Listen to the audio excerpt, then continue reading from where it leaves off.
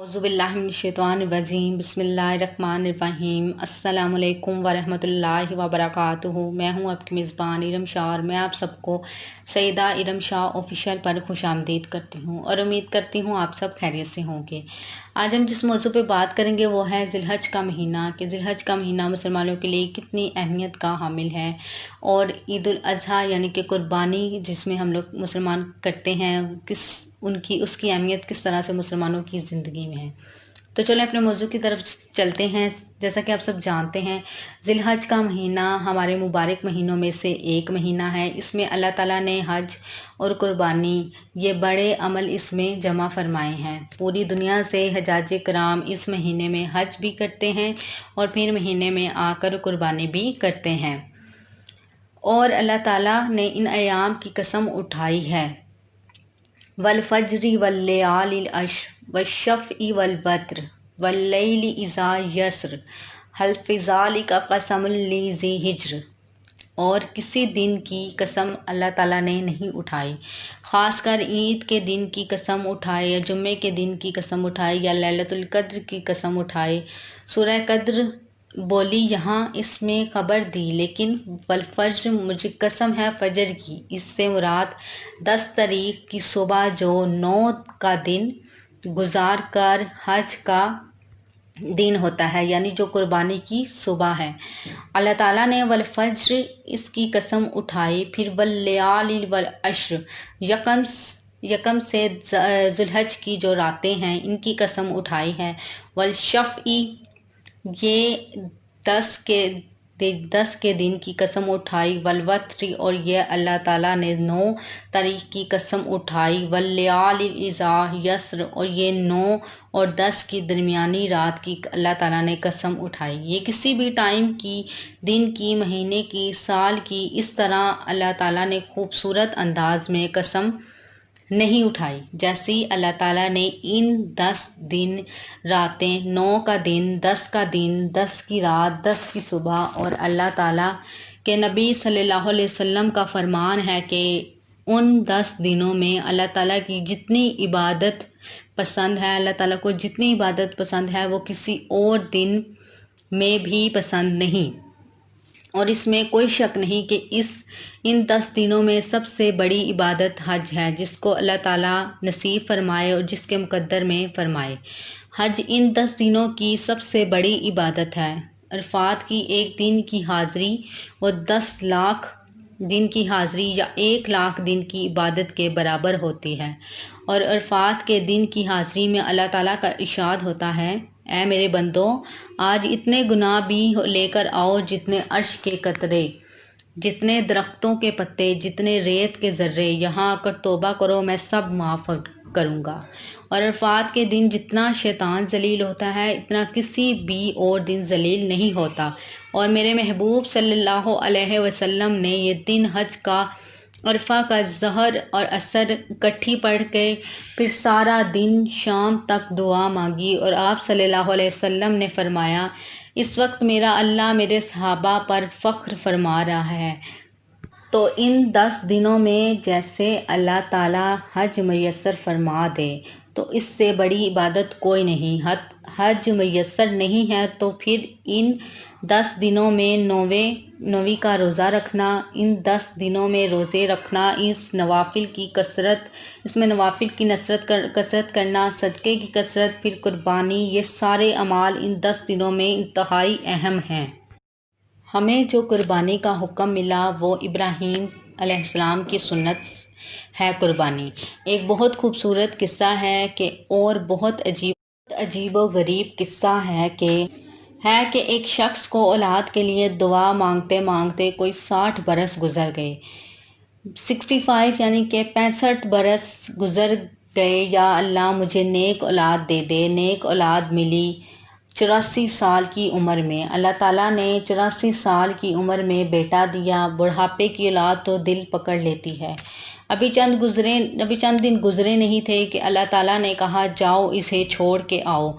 बोले, कहाँ छोड़ के आऊँ? जिब्राईल अलैहिस्सलाम आएगा, तुम्हें रास्ता बताएगा। तो जिब्राईल अलैहिस्सलाम इंसानी शक्ल में आए और बुराक की तरह। सफ़र नहीं हुआ کہ ایک دم میں پہنچا دیا، بلکہ جبرائیل علیہ السلام انسانی شکل میں آئے، اونٹنی پر سوار ہو کر ابراہیم علیہ السلام دوسری اونٹنی پر، بچہ اور بیگم، اور ان کو فلسطین سے چلایا، اور چلاتے چلاتے جب مکہ کے کالے پہاڑ آ گئے جہاں کچھ بھی نہیں ہے، نہ پانی نہ سایہ، کہا یہاں چھوڑ دو۔ ٹیلا تھا، اس وقت کہاں یہاں چھوڑ دو۔ جو آگ میں ڈالتے ہوئے نہیں گھبرائے، یہ بات سن کر گھبرا کر کہنے لگے یہاں کیسے چھوڑ دوں، یہاں تو کچھ بھی نہیں ہے۔ تو جبرائیل علیہ السلام نے کہا کہ آپ کے اللہ تعالیٰ کی منشا یہی ہے کہ یہاں چھوڑ دیا جائے، تو انہیں وہیں چھوڑا اور واپس چل دیے۔ حضرت حاجرہ رضی اللہ عنہا حیران پریشان ہو گئیں، کہنے لگی کہاں چھوڑ کر جا رہے ہو، کیوں چھوڑ کر جا رہے ہو؟ 3 میل ان کے ساتھ چلتی رہیں، انہوں نے جواب نہیں دیا۔ 3 میل بعد ان کو یاد آیا یہ تو اللہ کے نبی ہیں۔ کہا ابراہیم علیہ السلام کیا یہ اللہ کا حکم ہے؟ کہا ہاں یہ اللہ کا حکم ہے۔ جاؤ پھر اللہ مجھے اذا نہیں کرے گا۔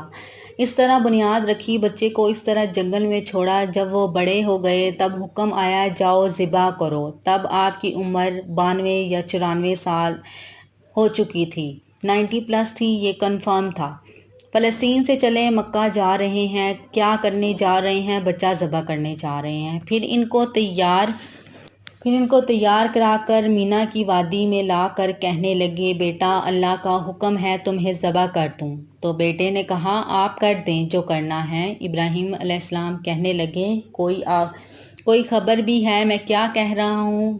کہا جو مجھے پتا ہے آپ کہہ رہے ہیں مجھے ذبح ہونا ہے، تو آپ کے بدلے مجھے اللہ ملے گا وہ آپ سے بہتر ہے، اور دنیا کے بدلے مجھے جنت ملے گی وہ دنیا سے بہتر ہے۔ پھر معصوم بچے نے کہا ابا میرے ہاتھ باندھنا اور مجھے الٹا لٹانا، اور پھر فرمایا اپنا کرتا اتارا اور کہا یہ میری اماں کو دے دینا، میری نشانی رہے گا، اور آپ اپنے کرتے میں مجھے کفن دے کر یہاں دفن کر دینا۔ تو ان کے ہاتھ پاؤں باندھے، الٹا لٹایا، اپنا گھٹنا رکھا ان کی کمر پر، اور ان کے سر کے بال اٹھائے اور تھوڑا سا اوپر کر کے نیچے سے چھری چلانے کے لیے ایک ہاتھ میں بال تھے، ایک ہاتھ میں چھری تھی، اور یوں آسمان کو دیکھا کہ اے اللہ تو مجھ سے ناراض ہو گیا ہے کہ اسماعیل کی محبت نے میرے دل میں جگہ پکڑ لی ہے؟ نہیں میرے مالک، میرے دل میں تیرے سوا کچھ نہیں ہے۔ اگر میرا کوئی امتحان ہے تو پاس کر دے، اور اگر تو ناراض ہے تو مجھ سے اپنی ناراضگی دور کر دے۔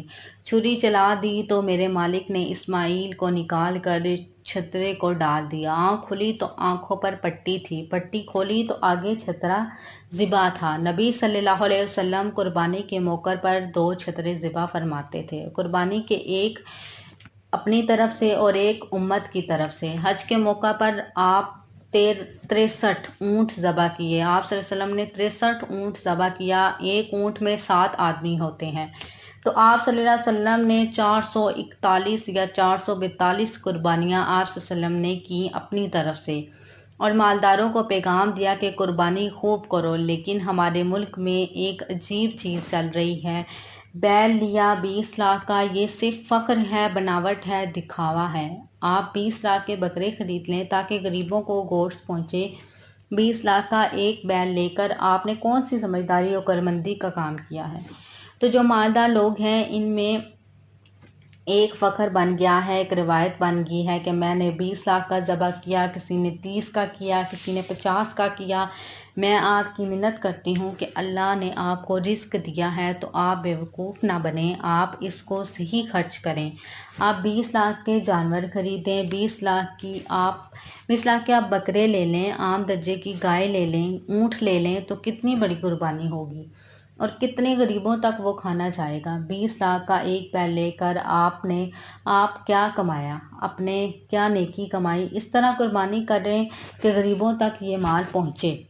قربانی کا جانور جب ذبح ہوتا ہے تو جتنے جس جانور کے جسم پر بال ہوتے ہیں اتنی ہی نیکیاں لکھی جاتی ہیں۔ 30,000 کا اگر بکرا اچھا مل جاتا ہے تو 1 لاکھ میں 5 بکرے آ جاتے ہیں، اور 5 لاکھ میں 25 بکرے آ جاتے ہیں۔ ایک بکرا 5 لاکھ کا لیا، فرض کرو اس کے جسم پہ 1 لاکھ بال ہیں اور آپ نے 25 لیے تو 25 لاکھ آپ کی نیکیاں بڑھ گئیں۔ تو یہ بہت نادان طرز چل رہا ہے۔ تو آپ سب سے منت ہے کہ اس طرح پیسہ ضائع نہ کریں، یہ اللہ تعالیٰ کی امانت ہے۔ ایک بیل اپنے 20 لاکھ کا لیا، 20 لاکھ میں تو 100 بکرے آ جاتے ہیں، 100 بکروں کے ذریعے سے کتنے لوگوں کی خدمت کی جا سکتی ہے۔ تو اس قربانی کو شوق سے بھی کریں، اور مستجیب یہ ہے کہ جس کے جو قربانی کر رہا ہے، پھر جو اس کی جگہ کھڑا ہو، ذبح کرنے والے کے پاس کھڑا ہو، قربانی کے گوشت میں سے قربانی کی قیمت نہ دی جائے، قربانی کی اجرت نہ دی جائے، اجرت اس کے علاوہ دی جائے اور کھال کا صدقہ کر دیا جائے جہاں آپ مناسب سمجھیں، تاکہ وہ بھی اللہ تعالیٰ کی راہ میں خرچ ہو جائے، استعمال ہو جائے۔ آج کا موضوع تھا، امید کرتی ہوں آپ کو پسند آیا ہوگا، اور زیادہ کوشش یہ کریں کہ آپ بکرے لیں، وہ زیادہ خوبصورت اور ایک اچھی چیز ہے، کیونکہ آپ جتنا مہنگا بیل لیں گے اتنے میں آپ اتنے زیادہ بکرے لے سکتے ہیں۔ تو جتنے آپ بکرے لیں گے اتنی آپ کی نیکیاں بھی بڑھیں گی اور اتنی آپ غریبوں کی مدد بھی کر سکیں گے، کیونکہ میں نے ایسے بہت سے لوگ دیکھے ہیں زندگی میں کہ جو پتہ نہیں کتنی ہی دیر ہو جاتی ہیں ان کو کہ انہوں نے کبھی گوشت کھایا ہی نہیں ہوتا، اتنے وہ لوگ غریب ہوتے ہیں۔ تو کوشش کریں کہ اس قربانی میں ان کا حصہ ان تک پہنچائیں، غریبوں کو زیادہ سے زیادہ دیں، تاکہ اللہ تعالیٰ بھی آپ لوگوں سے خوش ہوں۔ اللہ پاک بندے سے خوش ہوتے ہیں تو اللہ پاک اپنے بندے کو اور زیادہ دیتے ہیں، اللہ پاک اس کو اور زیادہ نوازتے ہیں، اور زیادہ اس کو اس کے رزق میں، اس کی دولت میں اضافہ فرماتے ہیں۔ تو کوشش یہ کریں کہ زیادہ سے زیادہ غریبوں کو دیں، کیونکہ قربانی نام ہی ایسا ہے کہ اللہ تعالیٰ کی راہ میں، اور اللہ تعالیٰ کی راہ میں ہم تبھی، یہ اللہ تعالیٰ کو تو نہیں چاہیے، اللہ تعالیٰ تک تو صرف ہمارا تقویٰ جاتا ہے، اور اس میں قربانی کے جتنے جیسے حصے ہیں، جیسے ہمسایوں کا ہے، غریبوں کا ہے، آپ کے رشتہ داروں کا ہے، کوشش کریں کہ سب کو ان کا حصہ ان تک پہنچ جائے۔ تو اس کے ساتھ میری طرف سے آپ سب کو عید الاضحیٰ کی مبارکباد پیش کرتی ہوں، اور اسی کے ساتھ میں شاہ آپ لوگوں سے اجازت چاہتی ہوں۔ دعاؤں میں ضرور یاد رکھیے گا، اور آپ کو اگر آج کا موضوع اچھا لگا تو اس کو دوسروں کے ساتھ شیئر کریں، اور ضرور مجھے کمنٹ کے ذریعے بتائیے گا کہ آپ کو آج کا موضوع کیسا لگا، اور ضرور میرے چینل کو سبسکرائب کریے گا، لائک کریے گا، اور کمنٹ کے ذریعے مجھے بتائیے گا۔ اور اسی کے ساتھ میں شاہ آپ لوگوں سے اجازت چاہتی ہوں۔ دعاؤں میں ضرور یاد رکھیے گا۔ اللہ حافظ۔